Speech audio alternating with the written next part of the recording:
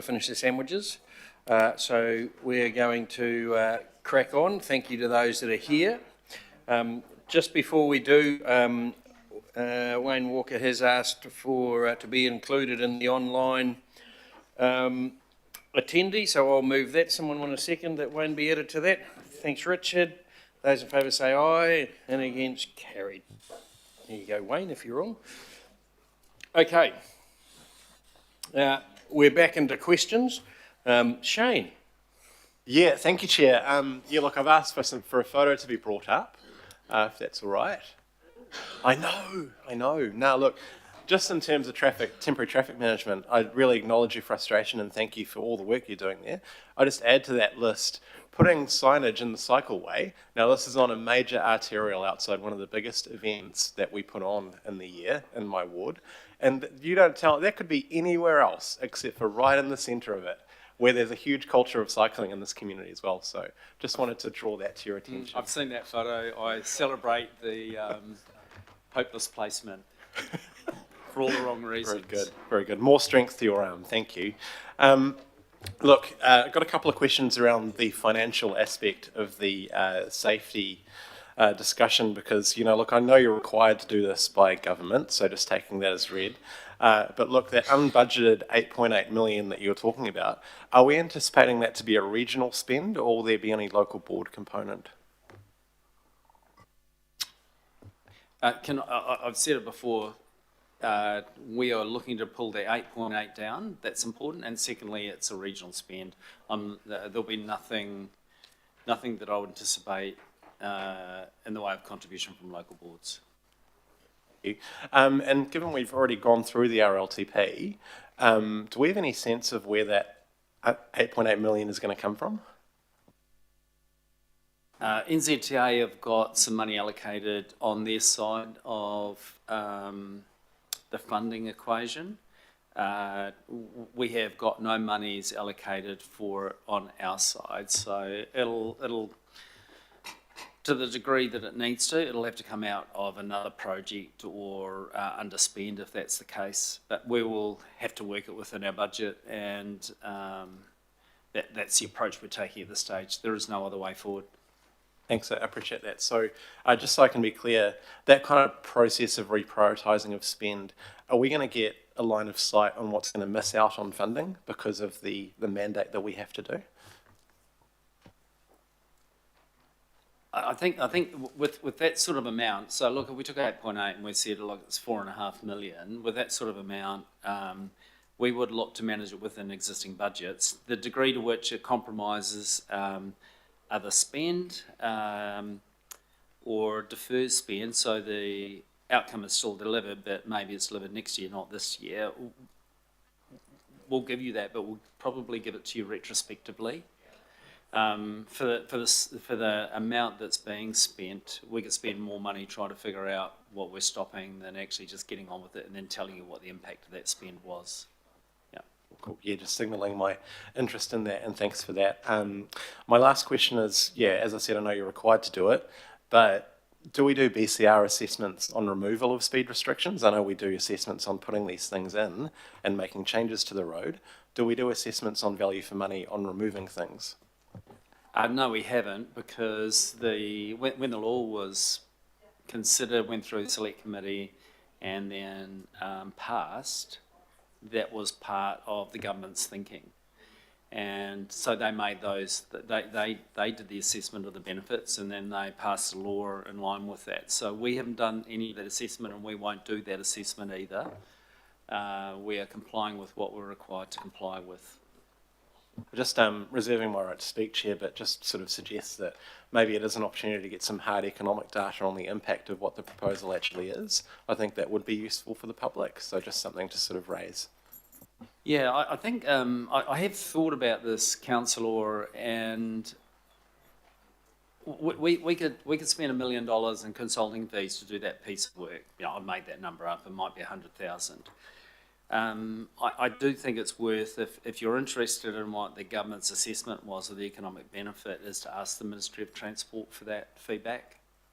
Thank you, that's useful. Thank you. Thanks, Chair. Thank you. Julie. Kia ora, thank you, Chair. So I've got questions on a couple of areas. First is on the temporary traffic management plan work, and I was actually thinking before this meeting, gee, we're overdue for an update, and here it is. So good timing, and I really appreciate it, the information that's been put before us.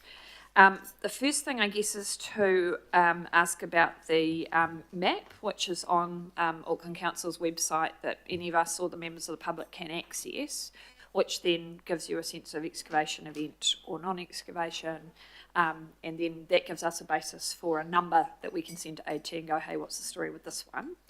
So just checking, have there been any more sort of innovations around that? Because I know there were some discussions about some of the length of times that were being given for corridor access requests and expecting those to come down.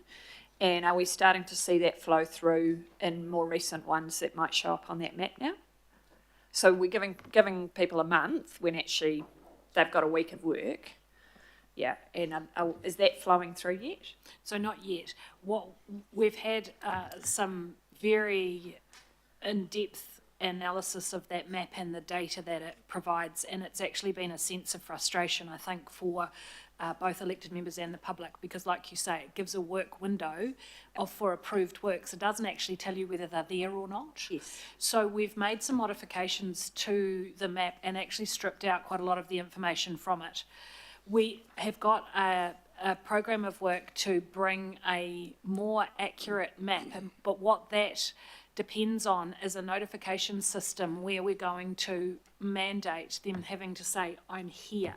Yep. So that on that map we can feed that geospatial data and to say, well, they've got a work window of a month, and we might continue to have reasonably long work windows, particularly in the shoulder construction periods where weather can be an issue. That means they don't have to reapply and churn their paperwork, etc.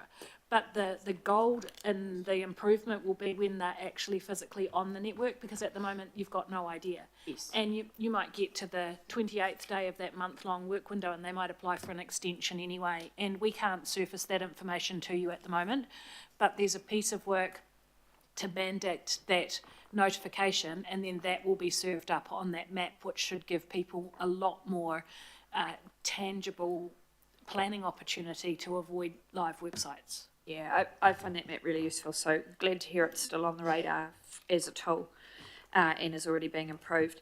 So when do we, a lot of what was put up on the slide and presented to us today was about telling people, you know, need to put up signs, you know, you need to comply, stop putting out cones when you don't have approval. When do we move from telling people what the rules are to enforcing those rules? So we already enforce them. Our enforcement powers are quite limited, and Right. we're currently talking with central government about what that looks like to maybe change legislation to get more teeth in this space. At the moment, we are prevented from fining people as part of enforcement. We can only apply fees, and those fees have to be calculated on a cost recovery only basis. So we can't make anything punitive. Yeah. Because we're prevented by law. That is a very active conversation at the moment with central government about what we could put into a legislative toolbox to change, to actually make an impact. People don't react to a $600 fee. They just take it as a cost of doing business. Yeah. So the other power that we have, which we will be ramping up, but we have to find them first, is we've got the ability to deny future access to the network based on past poor performance. Right. So that's starting to pay real dividends. People are scared of that. And so if they get 2 strikes or 2 notices, they are really working to clean up their act and work within their approvals, because economically it could be quite devastating for someone to be denied access to the network if they've got contracts already let. So it's a power that we haven't exercised in the past, but you can hear, I think, Dean's frustration, and we're starting to get a lot of pressure to use all of the powers that we've got to improve things drastically. So are we not in a situation where, and this is perhaps the difference between a fee and a fine, to say if we get a complaint, that about your work site that we have to deal with and it's justified, then actually that has cost our organisation, $200 to process, therefore you have to pay a $200 fee. We Yes, can't do that. that happens That now. is happening now. Yes. Great. It's called additional monitoring costs, which is code for we're really mad with you because we got a complaint and we had to come and find. And literally it is around that level, and it doesn't make any difference to them. Wow. They don't care. Gosh. Okay. The other question I have in this space is around how, the point about signage, and this was something that came up with in our session on Monday with the AT directors, and thank you for hosting us. In the first instance, how are we going with getting compliance within the council family? I'm thinking about water care, healthy waters. Are we getting compliance from them about signage? So I've spoken to each of the CEs, and I've communicated directly with the likes of Mark Bourne from Watercare, Craig McElroy, Healthy Waters. They're very aware, and I've got the support of Phil, David Rankin, Dave Chambers, etc. on this, very aware of what we're trying to achieve and the why. Yep. And they've confirmed their commitment to it, first point. Second point is I've just got some example graphics of the signage that you'll see Auckland Transport putting up that will be shared with them. They Right. can use that as a template, they can put their own template, but the minimum is I want to see who the organisation is, Yep. why they are there, and who to contact. Yeah, great. Okay, and so if we can just get that up as a minimum, Yeah. and we can demonstrate what good looks like as council family, then I'll be able to leverage the others, the Vectorses and the Choruses, and the big developers along those lines. But we have to lead. We are working very hard at that, but we're not waiting for us to get our act together. We're expecting others to get their act together ASAP as well. Great, thank you. Quick question on the summer reno stuff. Great to see how well this is working. Is this going to continue to be an annual push? Is this now business as usual? Yeah, absolutely. Every summer we'll do a big push to get more work done on the road network. And your latest update, we're at 240 kilometres road renovated out of our 400 kilometre target now. Great. And are we working with the construction companies, the road people, to make sure that they have their workers lined up and equipment and stuff to deal with that peak? Yeah, absolutely. So we have an increasing year-on-year targets, and we're working with the industry to ramp up to be able to meet those future increased targets as well. Yes. Great, thank you. And then speed reversals. Sorry, Chair. So looking at where we're up to with this, I want to explore a couple of things. First is the issue about the arterials and getting them done. I think you said the 30th of March, thereabouts. Yeah, end of March, right? It would be really useful to be able to get that information about which ones you're looking at as soon as possible, particularly for those which impact schools, because they'll want to be able to plan for changes that their community might see. And that's going to be a really crucial safety issue for them.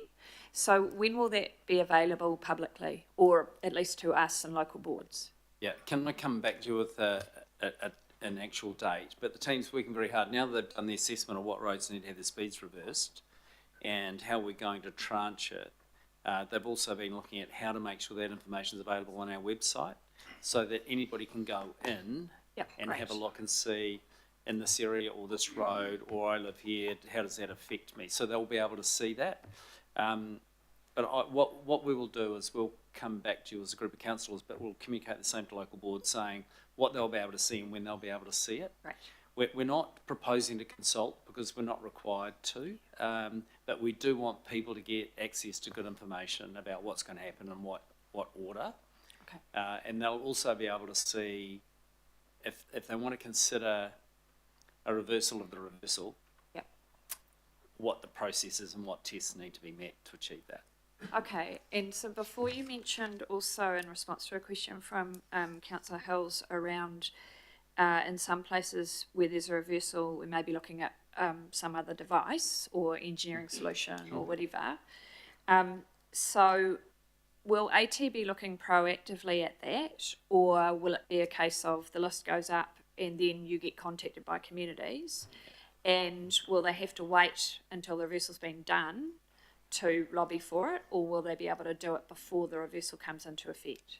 Sorry, that's quite a lot in one question. Yeah, I'll start at the end and I'll work towards the beginning on that. So if I start at the end, we have contemplated if there was a real need, a technical safety need to leave a speed where it is it possible to get that through and approved before reversing it?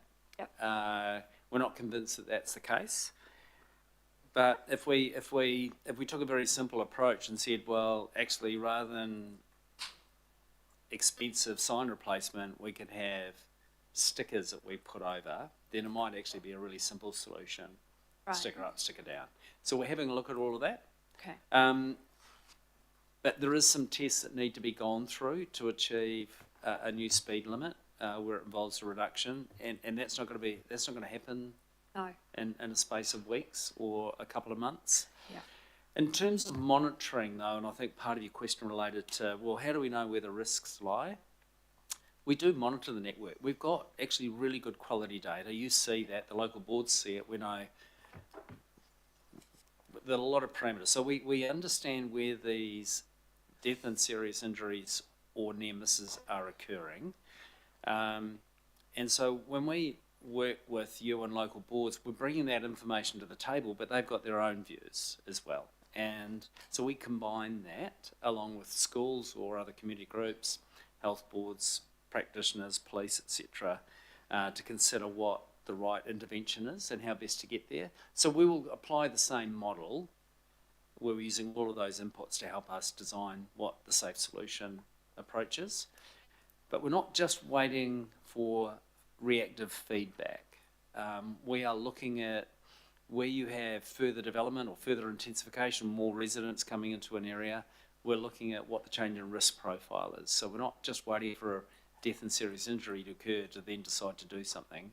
We're being proactive and looking and trying to understand, is there a change in risk profile, and therefore what would we need to do?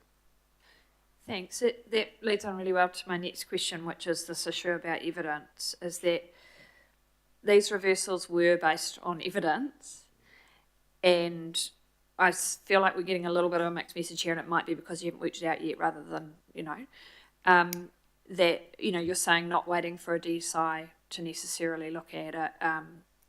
I'm assuming when you say look at, you mean look at something that isn't a speed reversal, because government has largely taken that off the table. Is that, so we did these reversals based on evidence.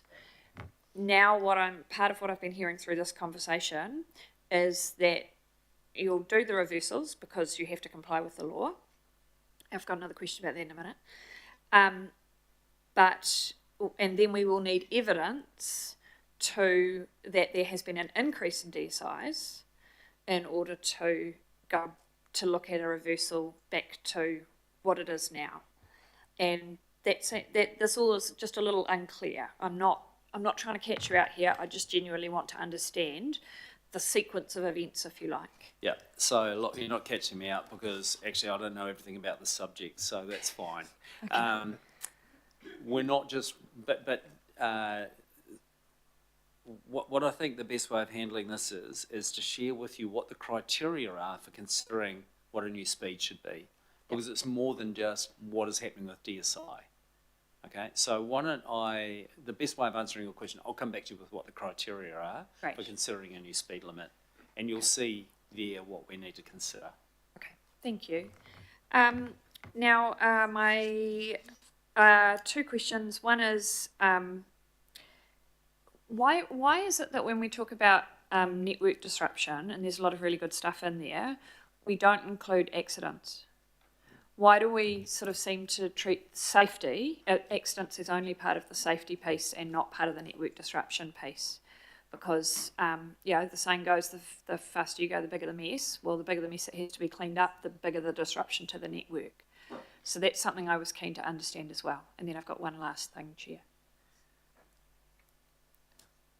We treat planned events and works and unplanned separately in the respect that ATOC have to deal with the unplanned events in a dynamic way and treat each as it's on its own merits. However, a lot of the network optimisation work program includes mitigating the impact and disruption of unplanned events. So we don't have an approach to the improvements in the processes in that segregated way.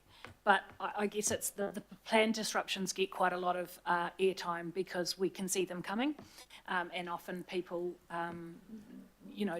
don't see. Obviously, you don't see an accident coming, but you don't see the lessons learned from dealing with that particular incident on the network and how that's then applied next time a disruptive event like that occurs. So it's certainly thought about in the entire disruptions program, just in a slightly different way.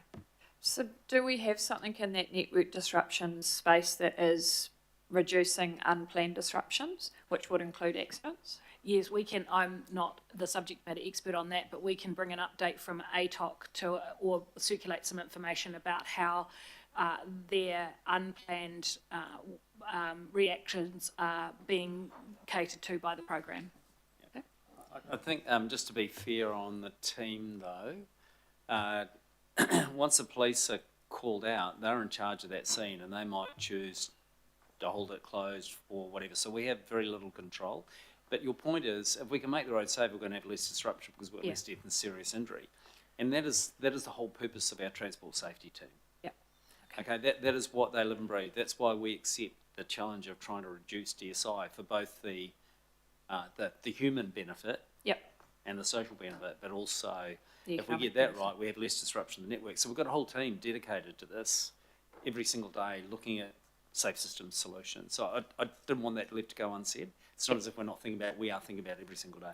Yeah.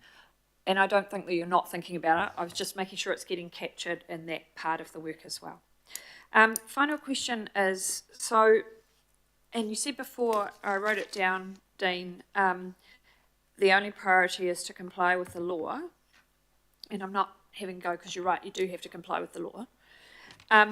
What I want to know is, has AT done any looking at their obligations under the Health and Safety Workplace Act, for example, as a PCBO, a person in control of a business or undertaking, particularly in regard to some of our workers who work directly for us or perhaps for some of our contracted companies like bus drivers? So we're constantly monitoring our PCBU responsibilities and in this context, what is our responsibility? So look, we do understand those and we take them very seriously, as you would expect, as we do the need to comply with the law in this regard too. So we're balancing both of those. That's the answer. All right, I'd be interested in a bit more on that, perhaps maybe from your legal team, about how you feel your PCBU obligations align and stuff with the speed reversals. That would be helpful. Not right now, but yeah. As a PCBU though, we're not responsible, nor is the board or the executive, for, in the general term, death and serious injury on the road.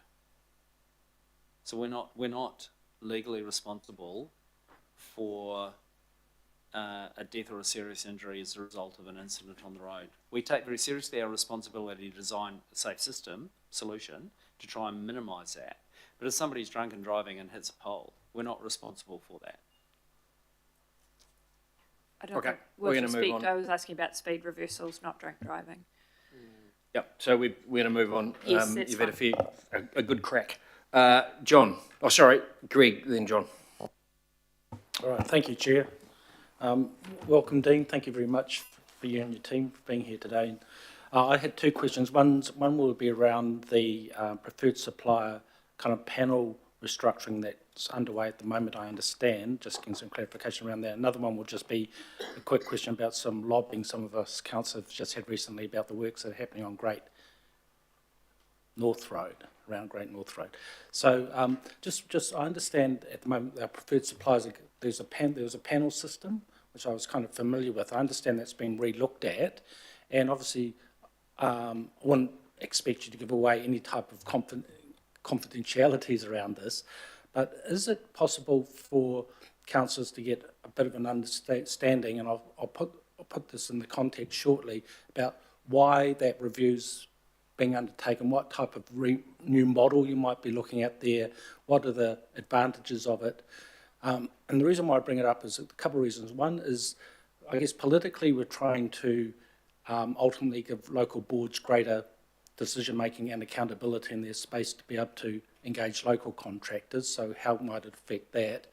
And is there potential for, if we're going to a fewer number of those top layer preferred contractors, then they're likely to do more subcontracting.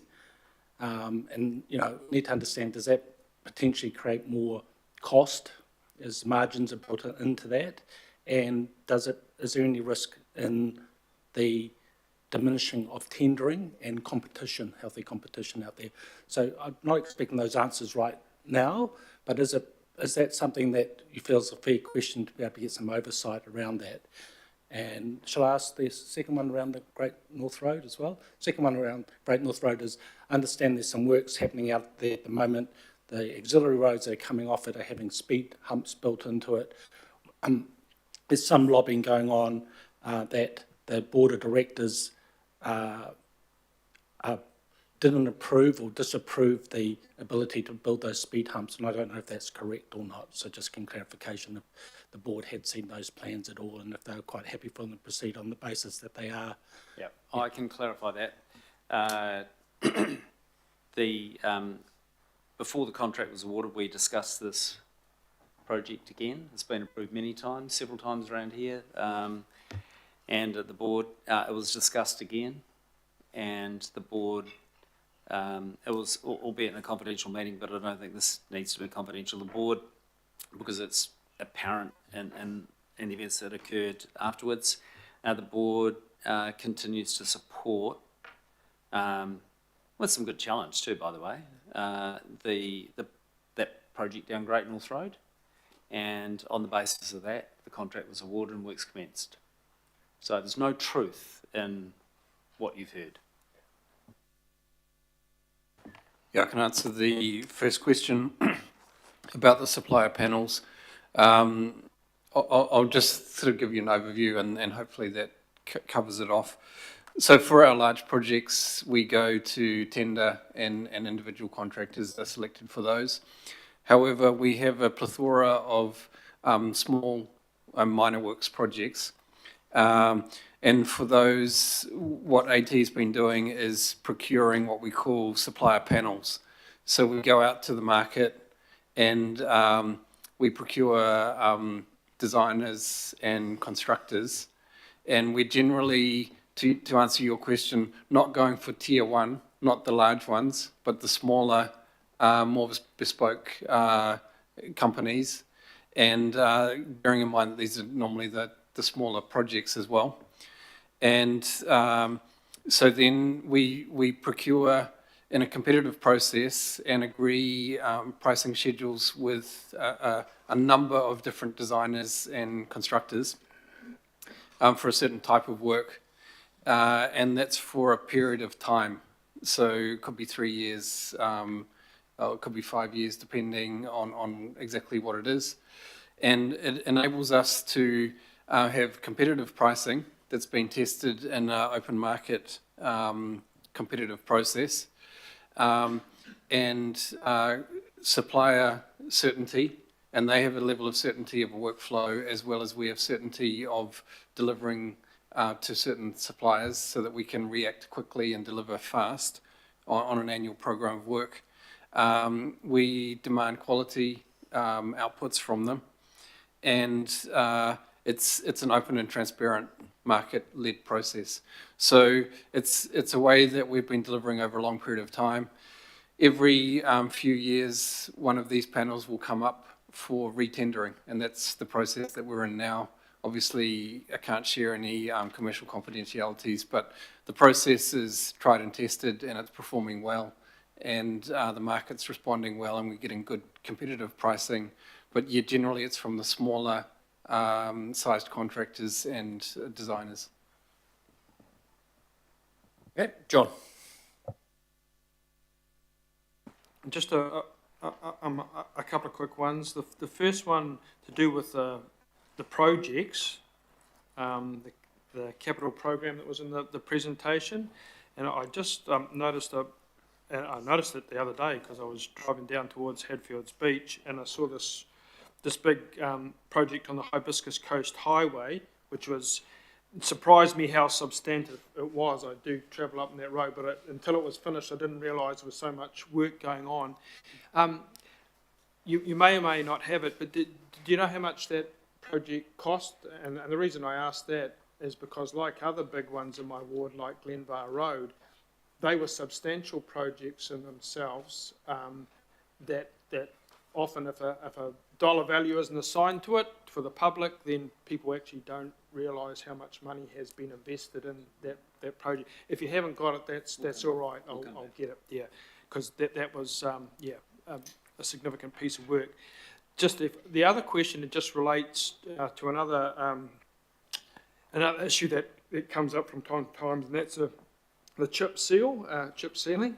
Hardy old annual there, and as a proud recipient of my cul-de-sac being chip sealed recently, despite my ongoing and repetitive objections, I can say that it's not a few days that chip hanging around, it's months and months, and it ends up inside your garage and your house and all that. But that aside, I did know that a few years ago AT was doing some trials on other surfaces. There was one in my ward in Unsworth Heights where a different type of application was being tried on the road, and there was a suggestion at that time that very much finer grain chip would kind of ameliorate somewhat the effects of the current regime. So if you've got it to hand, it would be useful if there was any like a little update on those trials or investigations that might improve that surface. Yeah, sure. So just so people are aware, new developers love to build asphalt roads, and 25 years later or however long, when the asphalt's worn out, we need to come back and re-waterproof the surface of the road. And the cheapest solution that NZTA will most likely fund is chip seal, which is the most common surfacing of roads around New Zealand and Australia. However, in an urban area, AT's been advocating strongly on behalf of the councillors to NZTA, who fund 50% of the program, that in urban areas we need to look at other solutions. So we have moved forward with another product we call Rejuve Seal, which is effectively spraying on a coating on the top. It has no chips at all. That breathes a bit of extra life into the bitumen of an asphalt. We've used that this season in the Stonefields area. The downside of that is that only gives you a few more years before the bitumen starts oxidizing again. And when bitumen becomes brittle and oxidizes, that's when it cracks and water goes through. We're also looking at microsurfacing, which is a bitumen layer with smaller chips, as you mentioned, sort of sand-sized chips, and this has been used on a number of roads. But it's a constant debate and ongoing discussion with NZTA about what percentage of the program they allow for these other products, which tend to be, in some cases, more expensive or give a lesser lifespan. So we'll continue advocating on your behalf. And as new products come into the market, we're definitely trialling those and then bringing the evidence to NZTA to support greater level of use across the network. Thanks. And just finally, Mr. Chair, when that next program comes up in 10, 15, 20 years' time, I'll volunteer Fisherman's Cove as a trial area. I'm willing to make that sacrifice. Thank you, John. Alf. Tēnā koe he mane Andy. Tēnā koe e te kaiwhakahaere matua o te Auckland Transport. Kia ora tātou katoa. Just one question, and look, thank you, Dean and Auckland Transport, for the update. Hell of a lot of positive news, but my pātai is I've been sent some statistics around trust in decision making, but also satisfaction with performance. Dean, did you want me to mention them? Because I think it's important that it gets put in front of the committee, or do you have them? Kia ora. Look, I'm happy to talk about them. Rather than do a deep dive on it right now, it's worth us coming back to you. But we do track our trust and confidence, and we do track our satisfaction as Auckland Transport. And we are doing two things with that. One is we're looking to understand how that's tracking against our SOI measure. So we've got a target of 33 this year.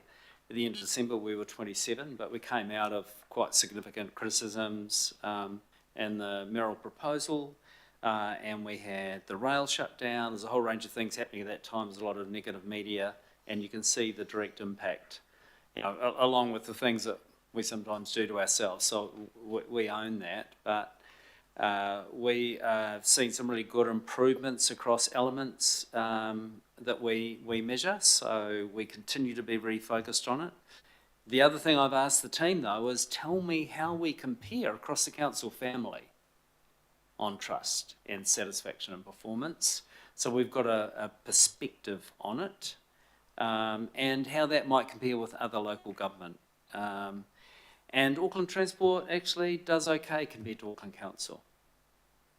I can find the numbers if that's helpful, but the gap is, if I'm going to quote it, I should find the text. Otherwise, I've got the numbers here that I ended up accessing, and can I just let the committee know that most recent trust and decision making measures was council 18%, AT 29%, satisfaction with performance, council was 19%, and Auckland Transport 34%. The reason I mentioned it is because it just needs to be highlighted, and that's directly as a result of the update. So, kia ora. That's all I really wanted to point out to the committee. Okay, thanks, Alf. So we've got two more questions. They are repeats, so we only need one question each. So that's Daniel and Shane, and because we don't want to we're on to our second substantive item here, and we have a lot to go, and it is in your hands, councillors, as to how long we are here. Yeah, Daniel. I think we're going to have a conversation shortly about safe speeds. Could I just get one understanding? With respect to the phase 1 implementation of the Safe Speeds program that was undertaken by Auckland Transport, you have your initial suggestion, your advice will be based on your analysis from your specialists, and then you do the implementation, and then the implementation is then monitored and reported back. That's how it would normally happen. Is the reporting that informed that phase 1 work, is that based on the ABLE report? Sorry, I think I started off misunderstanding. So you're talking about how we monitor the effectiveness of Safe Speeds reduction program, the phase 1. And the balance of other interventions. Yeah, we engaged ABLE to do a series of reports for us, 3 of them over time. And so, yes, we have used that consistent method in monitoring to assist us in understanding the effectiveness. Is there any other substantive research that we should be looking at that Auckland Transport has that informed that evaluation for the phase 1, or are we really sort of drilling into the ABLE stuff for the purpose of any consideration as to the effectiveness of that? All right, look, I'll find out if there's anything else that would be helpful for you to understand the effectiveness of those interventions. But that methodology that they applied, as I recall, was based on best practice, international best practice. And it will have been sourced from other technical resources. But I'll find out if there's anything else.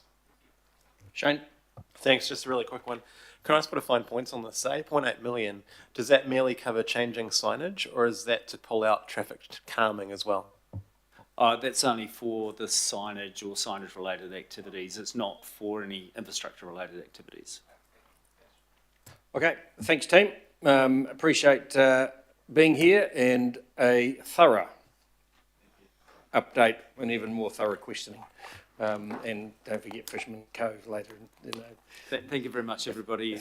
Always appreciate the opportunity. Okay, so we're going to throw some resolutions up. So there was some discussion during the break and before there was going to be some amendments. We've had some discussion, changed some around, added some words, pulled some words out, had some legal checking and have resulted in these. I'm happy for them to go through as Chair's Rex at this point in time. Richard is going to move them, seconder, Angela. And so we can, any debate on those or, yeah, on what's up there.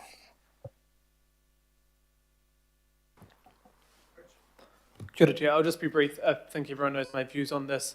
And yeah, it was obviously good, better news, I guess. 2024, we had the lowest road fatalities since 1921 per capita, and the lowest by number since 2014, I think.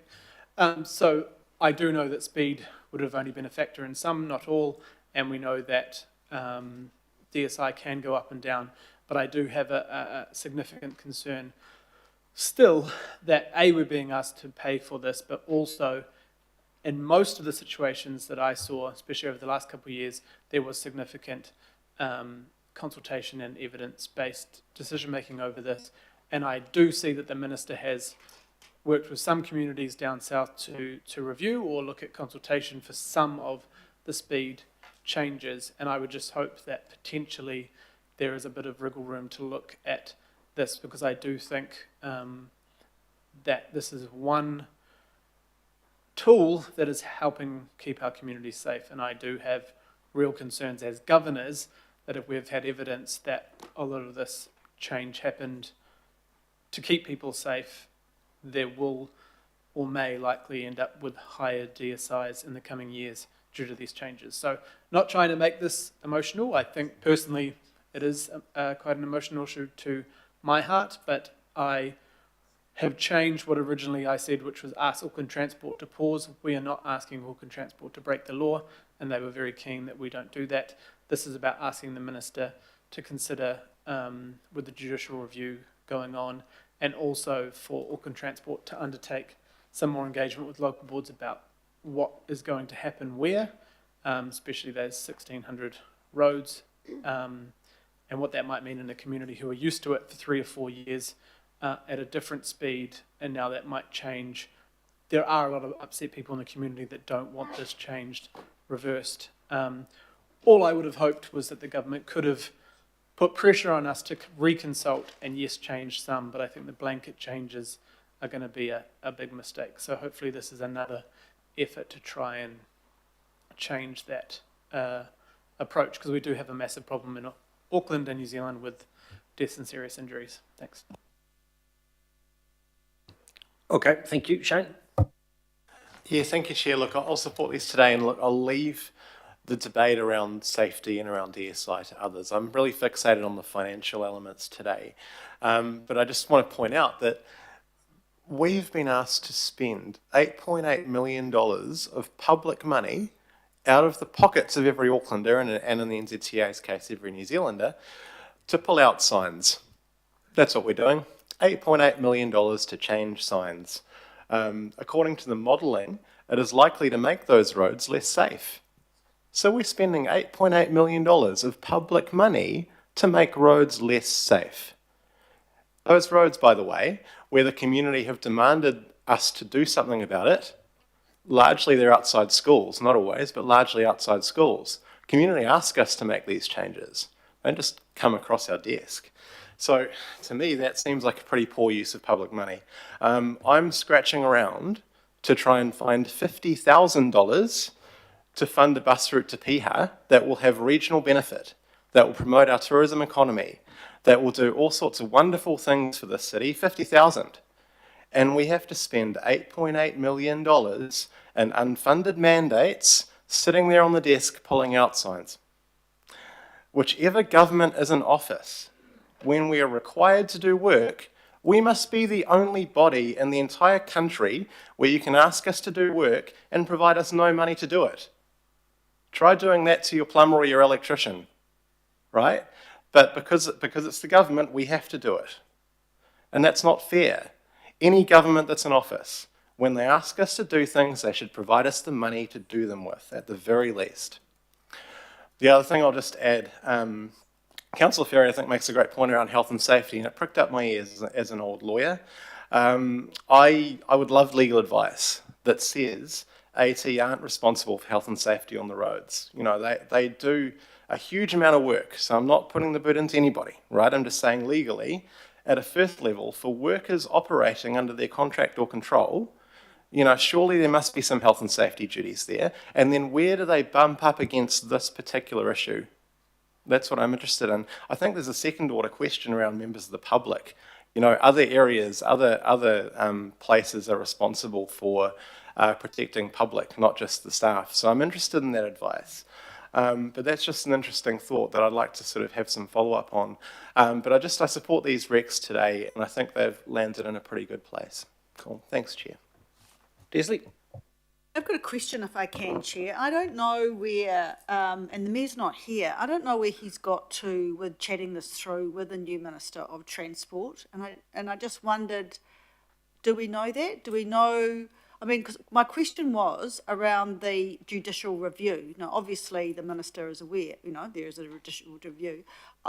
Are you saying that if the judicial review says we shouldn't do it, we won't do it?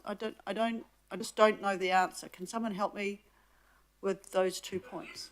The judicial, through you, Chair, the judicial review was put through last month, and I thought, you know, my personal view is that we should pause this work because I believe that the evidence says it's going to be bad for our city. But I thought at least for one moment we should be waiting for the outcome of this, because imagine if we then have to spend $8 million again reversing some That was of my this. question. So, So the Minister will have a choice to pause and have a look at it. He also may not. My original thoughts were to maybe ask Auckland Transport to pause. I've had advice that we can't ask Auckland Transport to do something that's illegal. So this will just give the Minister a choice to go, I'm happy to make you continue, or I'm happy to pause.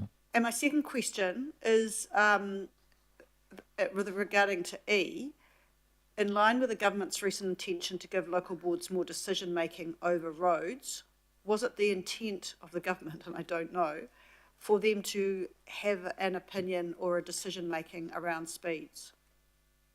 Through you, Chair, the only information was the release from the Transport Minister, which was around road controlling authority decisions potentially to local boards, and to have decisions over local roads and safety cycling, and something else was in there. So it does seem confusing to me that the government would announce we want local boards to have more control, but then technically this blanket change doesn't allow for that.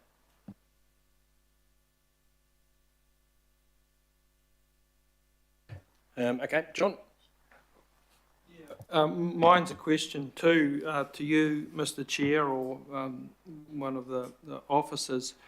Didn't we, in effect, deal with this in our submission to the draft land transport rule last year in July? Because when I look at the resolutions that were passed there, I see things such as supports the principle that local councils are best placed to understand local issues and set appropriate speeds, and that the government should not be overly prescriptive on Auckland speed matters. 4, opposes the requirement for variable speed limits outside school gates, but requests flexibility for AT to take into account local circumstances. 5, opposes the introduction of a ministerial speed objective. 6, opposes the changes to speed limit classifications and recommends that local authorities should have flexibility to respond to local conditions and community requests. And opposes the reversal of recent speed limit reductions and recommends that existing speed limits can be retained with community support, etc., etc. Didn't that essentially present our position that's just being duplicated to a greater or lesser extent here? I haven't got it in front of me, so I will, and I'm picking you with the chair then, so I'm picking absolutely right. Yeah. What's the intention of this then? I don't know if this is probably against standing orders, but if it's a question for me, that was ignored and the law change came through. So they ignored our feedback, but the difference here is we have a new minister and a judicial review, so potentially. So the question was to the officers. So what I've heard via Councillor Hills is that because there's a judicial review and a new minister, we are essentially repeating our position. Is that it? Well, what's different from that than the clauses I read out? The same principles. As the seconder, I would not see this as repeating. I would see this as consistent. We're now dealing with the reality of, we made a submission, they made their decision. We're now dealing with the reality of that decision, and we're saying, okay, here's some points we'd like to make back to you about the actual implementation. So we feel the same way now as we did back in July of 2024. That's what it seems to me. That's what we passed. We often reiterate ourselves and continue in a consistent So we're just direction. obviously you're right, and so we're restating it, aren't we? So okay, Morris. Yeah, thanks, Mr. Chair. I'm going to try and keep everything to straight factuals. The first fact is that during the entire period of time that I was Minister of Transport, the road toll came down dramatically every year. So I'm a big fan of reducing deaths and serious injuries and went about doing so. So anybody that will try what they've done before at these meetings, you don't care about people being killed or injured, I'll come back at you with some facts that show you're wrong. The second thing I want to do is say I'm really surprised at some people around here about the funding issue. Where were you when the Labor government brought in the blanket speed reductions and the same funding was available? A 50% FAR and AT had to pay the other half. Same thing. The public had to fund the other half and not a mutter, not a murmur, not a whisper. But now it's going the other way. We're all upset about public money being spent. I just find that unbelievable. And the next thing I want to tell you is that the National Party, before the last election, put out a document and plastered it everywhere, on the web, everywhere they could at public meetings, called Accelerate New Zealand. And I want to read the 3 bullet points in that document. Increase speed limits to 110 kilometres on 3 state highways where it is safe to do so, and construct new roads of national significance to 110 kilometres per hour standard. Number 2, reverse Labor's blanket speed limit reductions on many state highways and local roads, except approaching schools where there will be variable speed limits at appropriate times of the day. And 3, limit the unnecessary use of road cones and temporary speed limit reductions to keep traffic moving when there is minimal risk to safety. Now, Mr. Chairman, you can't be more clear in a policy you go to an election with. And what was the result? Well, be very careful to listen to these numbers. The National Party only got 38% of the party vote across New Zealand. Only got 38. In the non-22 electorates that make up Auckland, that is for the rest of the country, they only got 35%. But in the 22 electorates that make up Auckland, they got 45% of the vote, and many Labor MPs in safe seats lost their seats. Now, this is not something that came after an election and was snuck in. This is not something that the public of Auckland didn't know about, and in fact, in many meetings I was at, I heard people saying they love the idea of going back. Certainly in our electorate, in our ward, it's very popular. And so it's all very well for people to say, oh, I'm angry about the money this is costing, but they didn't say a word when it was the other way. I'm also very happy to hear them say, oh, we want to have the public have a say. What is more public having a say than having an election based on some things that you put up in black and white and headlines and say, where's your vote? And they got that vote, and now we're somehow deciding that we are going to try and trounce it. I don't understand the intention of this, Mr. Chairman. I don't even think this is proper process. To have a simple, that I read in my papers last night, a simple one which was to accept the updated and performance of organisation of 18, and suddenly, bam, in comes a whole lot of stuff at the very last minute. If this is the way you're going to run things, then I'll put some stuff up at the last minute on everything that comes from here on and cause absolute mayhem, but it's not the right process. And I want everybody to sit there and put their little political agendas to one side and listen to those facts. This was canvassed for an election. This was voted for by the public. There was no funding other than the fire assistance, 50%, for moving the speed limits down, and those exact same signs are going to be changed to going up. And in fact, my understanding, some sticky papers can be stuck on the infrastructure and it costs next to bugger all cost on some of the speed limit signs. So I'm going to be voting against it, and I intend to signal now I intend a division to be called for. Okay. Ken? Yeah, thank you. After that, I want to sound apolitical, even though I support it. I'm just here as the public's representative from my area, and what the public are telling me is they're pleased the speeds have gone back up. They didn't slow down when they went down. They haven't overspeeded when they went back up. And everyone is conscious of the safety on the roads. The statistics we're given all the time aren't complete. I'm lucky I'm a big fat guy because I almost got knocked off walking down the road to get some lunch by someone speeding on a lime scooter on the footpath.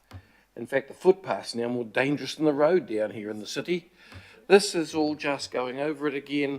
And the people that I represent, there is complaint, both sides, but the feeling, the way I see it and read it, what I hear is the majority are happy for us to get back to sensible speeds, to increase speeds, and for us to stop talking about all this stuff and get on with fixing the drains. So I'll be against it. Thank you. Thank you. Daniel? Can I just ask the officers, or maybe you, Richard, who is the sponsor of the judicial review? Is another council taking a judicial review against the Minister of Transport, or where has this JR come from?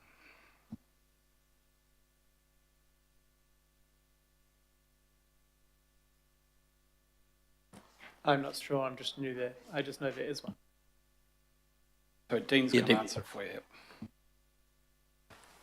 Sorry, the judicial review that you may have been aware of was from an entity called the Charitable Trust Movement, and that's all I have. I don't have a copy of the judicial review in front of me. Do we have any more information about the claim that they've made?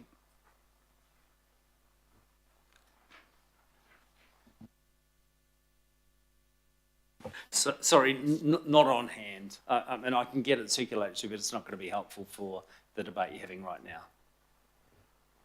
Okay. Yeah, look, I didn't anticipate this discussion, so I just wanted to flush the issue so you're all aware. I didn't expect that we would be where we are. Okay, any further? Yep, Greg. I just wonder if a division's been called, Chair, that you might want to move A without the division by voices and perhaps do B through to D, B through to E by division rather than the whole lot. Yep, no, fair call. When we get to that, we will. Joy. Thank you. So a couple of things. I guess I already spoke to the issue that I see this as more being consistent rather than repetitive, than a redundant repetition. There's several important things that have changed between when we gave a submission on a legislation and now we are dealing with implementation. I spoke to that before. The other thing that wasn't mentioned in addition to the judicial review, and I understand the judicial review is something to do with the blanket approach to schools, but I'm not 100% sure. But anyway, just a little bit of information there. Is that we also have had a record low roll toll in 2024, and there appears to be quite a lot of evidence that is at least in part in relation to speed reductions. We've also had strong feedback from communities that they support the street speed reductions, and I guess here we have again a difference between local and central government. And with all due respect to the former Minister for Transport and having one of those in my family, we do have different constituencies and different mandates here. And so, yes, we have a central government party who ran on a platform. They ran on many platforms, some of which is being strongly supported by the community and some of which is being strongly opposed, some of which they have changed their mind in relation to coalition agreements or for other reasons. I know they've gone back and forth several times on a Dunedin hospital, for example. Something they promised before, then didn't, and now it appears to be happening again. So I think it will be very interesting when we come to division to see if this does fall along the lines of people's central government affiliations. I use affiliations in a loose way, because some of us, like me, aren't members of parties. But yeah, I think I do get a little bit sick of sort of being accused of trying to attack the government. We did ask Labor to pay for things that they were making us do. The key difference on this particular thing is that we supported what they were doing with the speed reversals, which were not done in blanket, that were done street by street and consulted on with communities. This is a blanket reversal, which we are not able to fund the signage for, which we submitted against. So we're being consistent here. We're not actually being inconsistent. We're saying, if you want to do this, we think it's a bad idea. Now you've decided you want to do it, we have to implement it. We're asking for, can we get some clarification about some of this? You heard from Dean that some of it, there's a practicality issue here about how quickly we can actually roll out some of these changes. Some of them may require engineering changes in the road because we do have an obligation to provide a safe network. If we can't do that through reducing speeds, then we're going to have to use other mechanisms. So there is a genuine time frame practicality here. And we have a new minister who's indicated that he's open to that, who is looking at it for some of the rural roads. And I didn't want to divert with a question about this, but, where does Waiheke sit in that, for example? And we also have this judicial review coming as well. And before someone brings up the Western Springs judicial review, I would just say this one is actually lodged. And I'm more open to considering the Western Springs judicial review, but it hasn't actually been lodged yet. This one was lodged several weeks ago and is well in train. So I'm very keen to support this. As to the process about things coming up at the last minute, that's up to the chair, but I would note that we did have twice one of the members for Howick, bring up changes to the reorganisation process for the Howick Local Board with no notification, no flagging of the issue earlier in the process whatsoever either, and that was accepted and debated and voted on as it should be. So if you're going to be upset about that, then actually the inconsistency is more in your court than mine, frankly. Yeah. That's it. Thank you. John. Well, I guess the first point I'd make is good luck with figuring out what some of the people's political affiliations are that sit around this table, because I know a number that don't fit into either camp and are quite grateful that they don't, to be honest. But leaving that aside, I think this is just poor process, Mr. Chair. This was a general update, AT general update. I can't recall any motions being moved as part of the general summary of AT activities for the month. I read out to you the substance of the position we took formally as a committee, and I seem to remember the committee chair actually using his cast and vote at one stage there to assure that one of the items, safety items of concerns, went through in the submission. So we have made our position very clear. As far as the judicial review goes, well, I'm glad to hear that, and I'll certainly endeavour to pass it on to the relevant people in the Speedway community, that when they lodge their submission, they will get some support, and as opposed to looking at the specifics of what happened, which are, I think, far more disturbing than anything that's been detailed in here. But that aside, I assume, as much as most people around here, have concerns about safety on our roads. It's always a kind of a source of amusement to me that one of the key factors in the poor safety record, and that is the driving ability and attitude of New Zealand drivers, very rarely, if ever, gets raised in these considerations, but that's perhaps not relevant to the matter at hand. But what is relevant to the matter at hand is the manner in which this has been promoted, the fact I see it as entirely repetitious, and that being a matter of safety, it is certainly deserving of a separate agenda item in which the pros and cons are spelled out very clearly and based on the evidential research, which I believe exists. We've certainly had it quoted to us often enough, and that the item be given the due recognition and scrutiny that it deserves, not in the way that this has just been put forward here. Thank you. Desley? Yes, Mr. Chair, I'm really sorry the Mayor's not here, because he's got a bit of a tough task ahead of him in trying to organise an integrated transport plan for the city. All right? Oh, is he there? You're listening to me, Mayor? Because what I was going to say is, why are we taking you back? Outside. Oh, you're coming back? You're coming back? I'm just coming into the building, actually, so Oh, can I'll you be put there in somebody else seconds. first And then, and I'll talk in a minute. Okay, Mike. Thank you, Mr. Chairman. This safer speeds, or I think we're talking about slower speeds, and assuming. I didn't have any else. Hey, Mayor, turn yourself off. Sorry.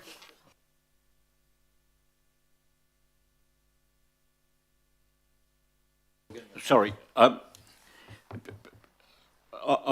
assume we're talking about slower speeds, and obviously it's quite political now, and unfortunately, given the complexity of the issue and the contending science and evidence, it seems to be taken as a black and white, yet another divisive issue, when it obviously much more complicated than one side saying one thing and the other, another political grouping saying the other.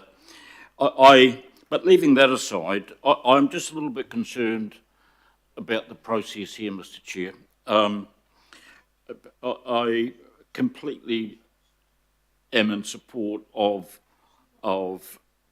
the ability for the chair or members to, after listening to a report, to come up with recommendations which may be novel in terms of what's on the agenda.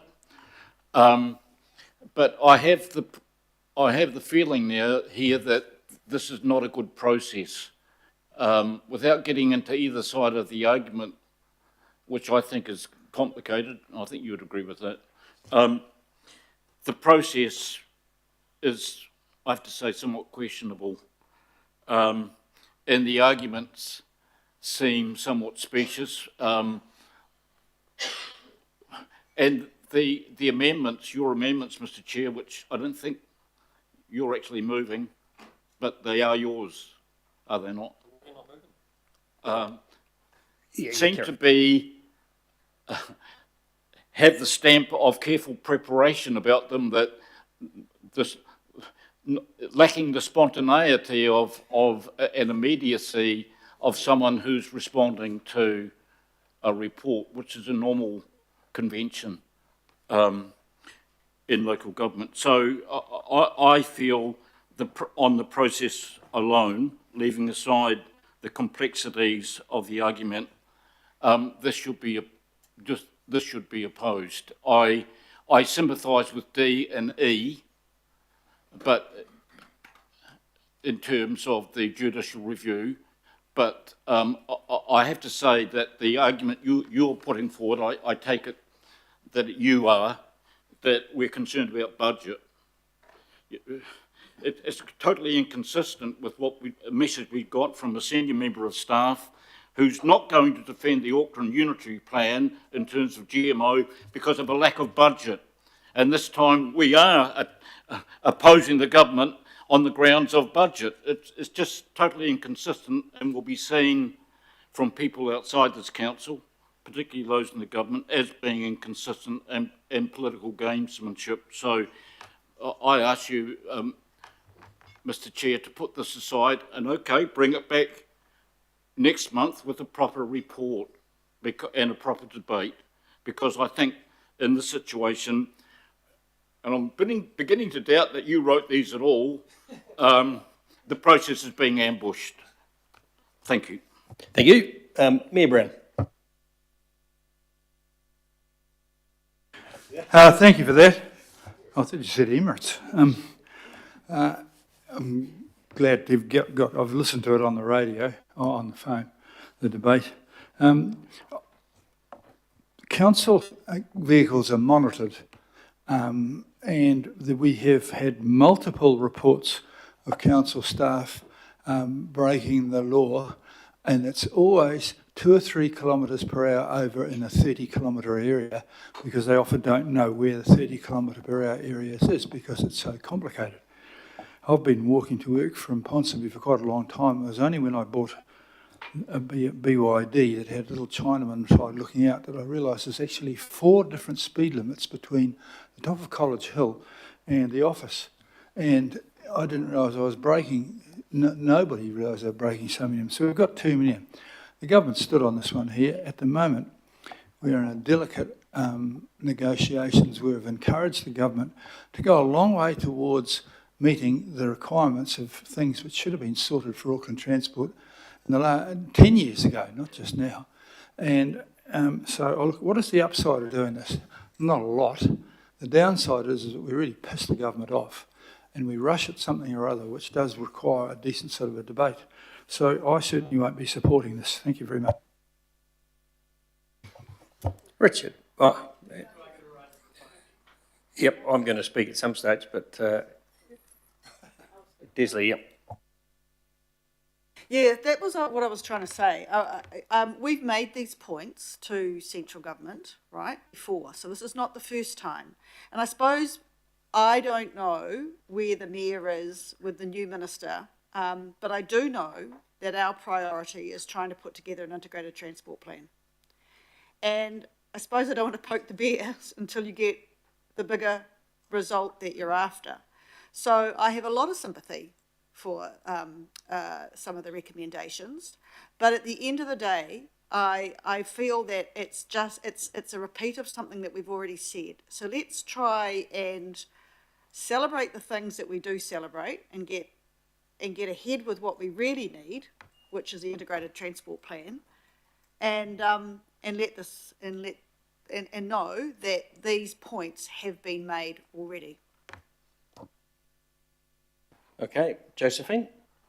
Oh, thank you. I'm not playing politics here. I just see an opportunity to make a statement about the safer speeds, another statement about the safer speeds. So I support the recommendations. Thank you, Councillor Hills, for putting them up, and Councillor Dalton.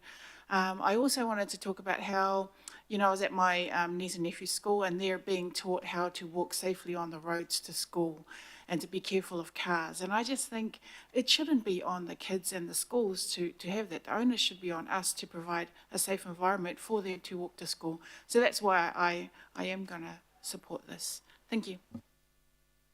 Okay, before we go to Angela and Richard, who are the movers and seconders, so I'll just make a comment, and so I'll deal firstly with the process.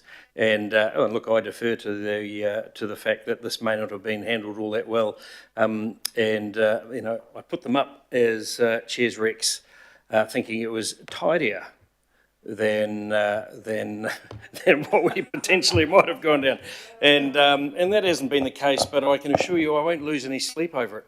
As I'm sure some may, I'm not sure. And so, as the mover will tell you, I was reasonably unhappy with them and remain unhappy with them. And so, it may come as a shock that I'll probably vote against them, even though they are Chair's recs, but there's nothing to stop me doing that. And it won't come as a surprise to Richard.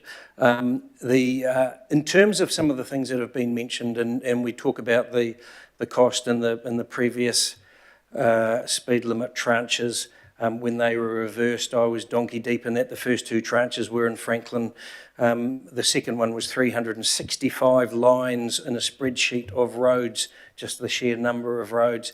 And the evidence that was offered up was the evidence of a 21-year-old engineer driving the roads and deciding that they were narrow and needed to be reduced in speed.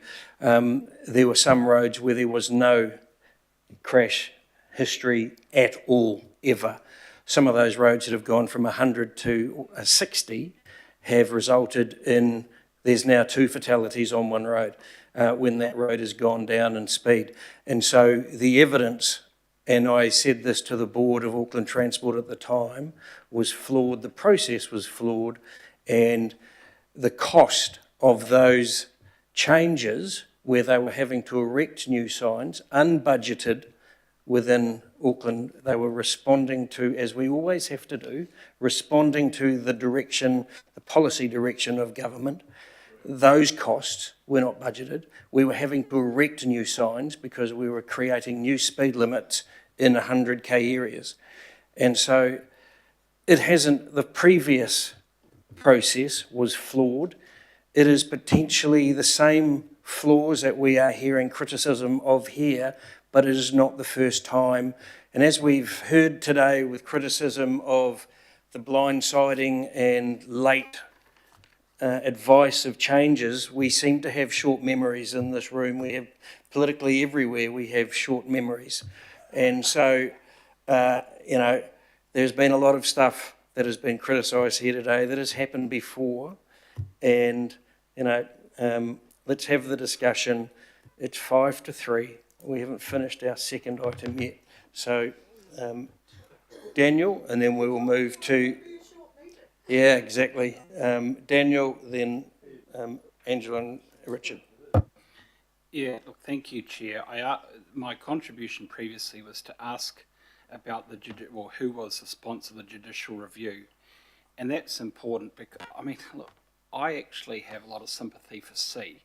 I won't be supporting the rest, absolutely won't be supporting the rest. But with respect to this judicial review, I thought that this might have come from another council or agency. I haven't read it, but respectfully, Richard, ministers do get subjected to judicial review on quite regular occasions, and then Parliament intervenes when it doesn't like the judgments of the courts.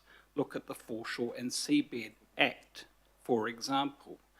But the embarrassing thing here, Chair, is that it is the truth that a lot of the information that was used in the evaluation of the phase 1 of the Safe Speeds program was the Abley report, and that has been contested because, of course, a lot of the monitoring that took place occurred when there were significant lockdowns in Auckland, and that's one of the reasons why the advertising that Auckland Transport sought to undertake was then subjected to complaint, where the advertising was subsequently withdrawn when it was contested at the Advertising Standards Authority.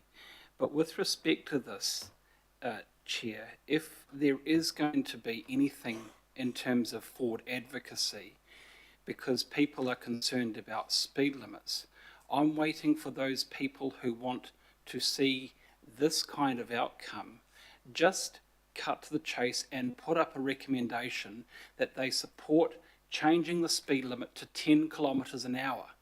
Because at what stage do you find a speed limit that is going to not create undue risk?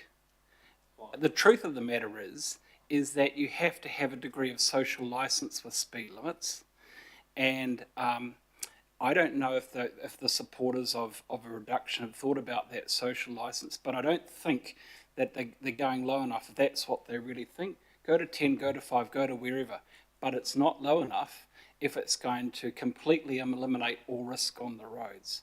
But there is an issue, Chair, around cost, so I will support, we're having a division, I will support C, but I don't know, I won't support D, but I if that could be noted when the division is taken. Thank you.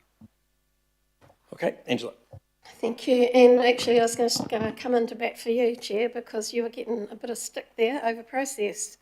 But you called it out yourself. The process works perfectly fine for you all. You use it.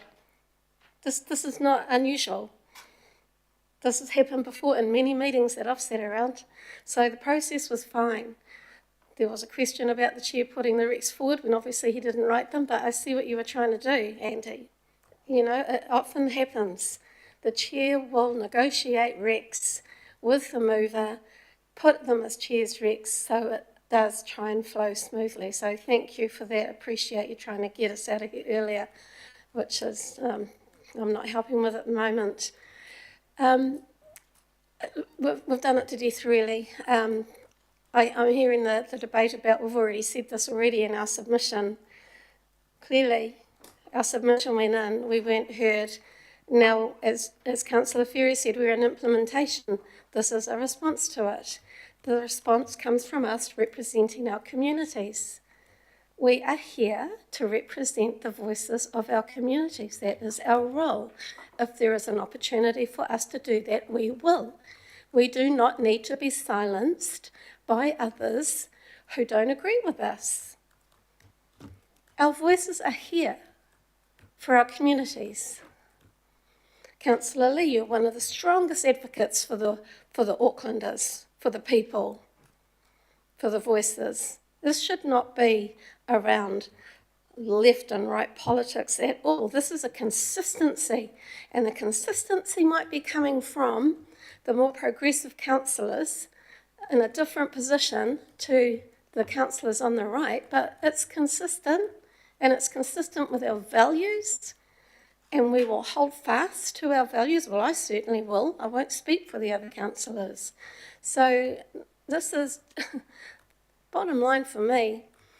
The evidence, and you've called out, some of you have called out the evidence that was not great evidence at all, the 21-year-old planner, for example, and the report. The police tell us time after time when we meet with them, speed kills.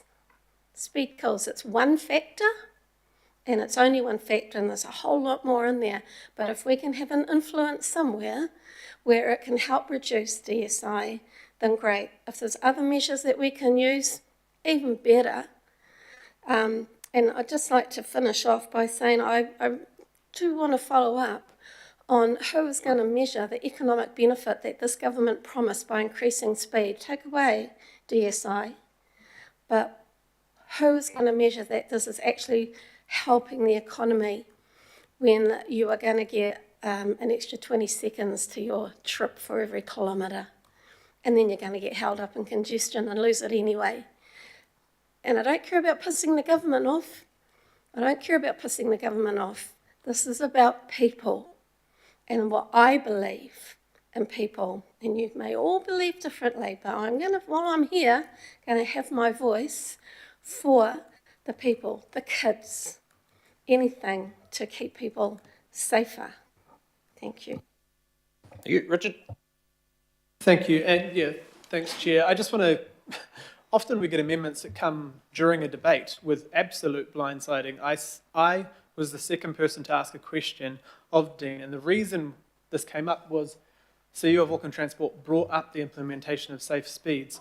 I then sent to Councillor Baker, Councillor Fletcher, 3 or 4 hours ago, the the amendments that I was looking to put up and ask for advice, and then got advice from Auckland Transport, advice from Barry and team and others around the wording changes. I significantly changed this because I did not want it to be antagonistic.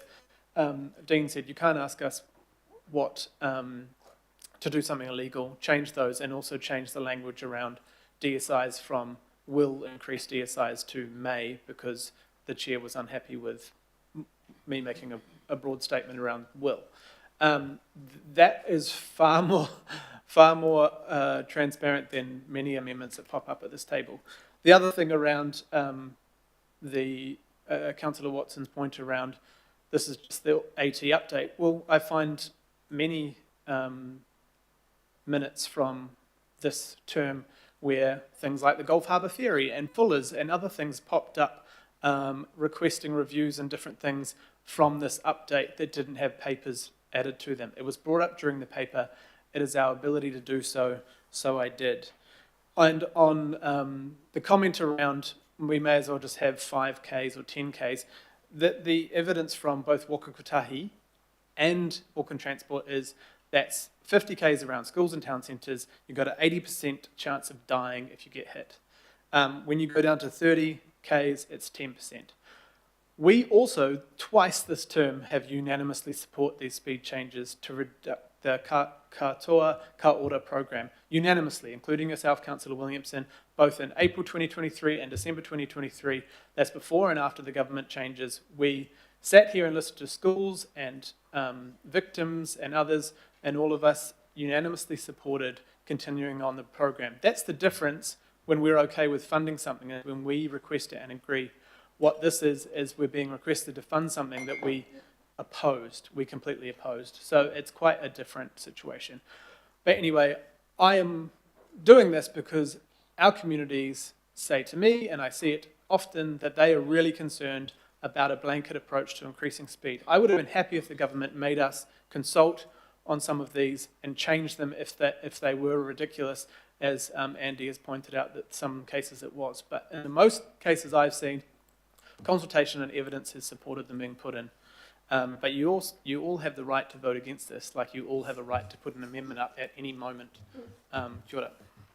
Okay, thank you. So that's all wrapped up. We are going to, we're putting this separately. So A, which is to receive, and so there's not much other option. So that's been moved and seconded. Those in favour say aye. Aye.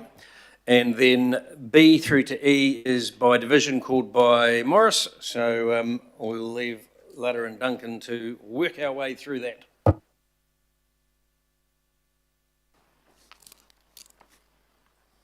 Councillor Bartley. For. Mayor Brown. Councillor Dalton. For. Councillor Ferry. For. Councillor Filipina. Aye. Councillor Foley. For. Councillor Henderson. Yes. Councillor Hills. Aye. Councillor Lee. Councillor Leone. For. Councillor Newman. I'm opposed, but with the exception of C, which I'll support. So I'll oppose the rest. Can I also apply D and E? Member Renata. Councillor Sayers. Against. Deputy Mayor Simpson. Against, but yes to see. Councillor Stewart. Against. Councillor Turner. Against. Councillor Walker. Against. Councillor Williamson.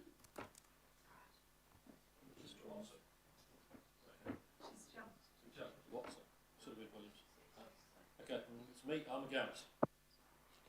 Councillor Watson. No. And Chair Baker.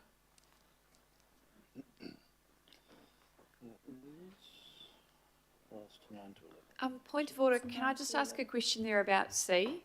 Because I think we probably do have the numbers on C, or it is a casting vote. So can we just get some clarification about what happens there? Because we had councillors Newman and Simpson indicated they were for C. C was the cost one. Noting. Wasn't a vote on C. Noting concerns. It's too late. You can't revisit after the exercise.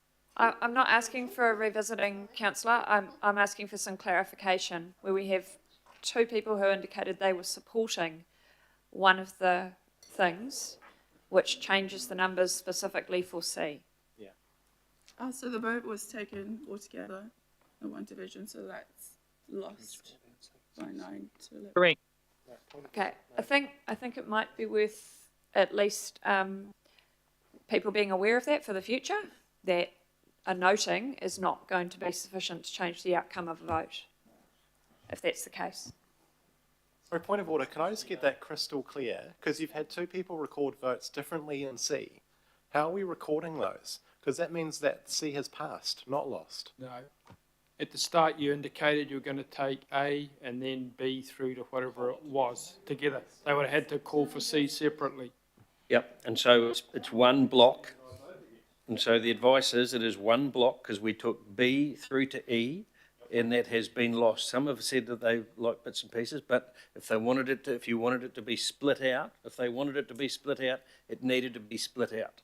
So in previous votes, we have ex-councillor has supported D in something that's otherwise lost. Will that be noted in the resolutions?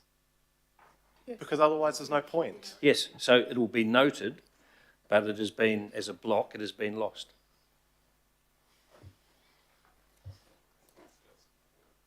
Okay, next item. No, well, number 10. The letter of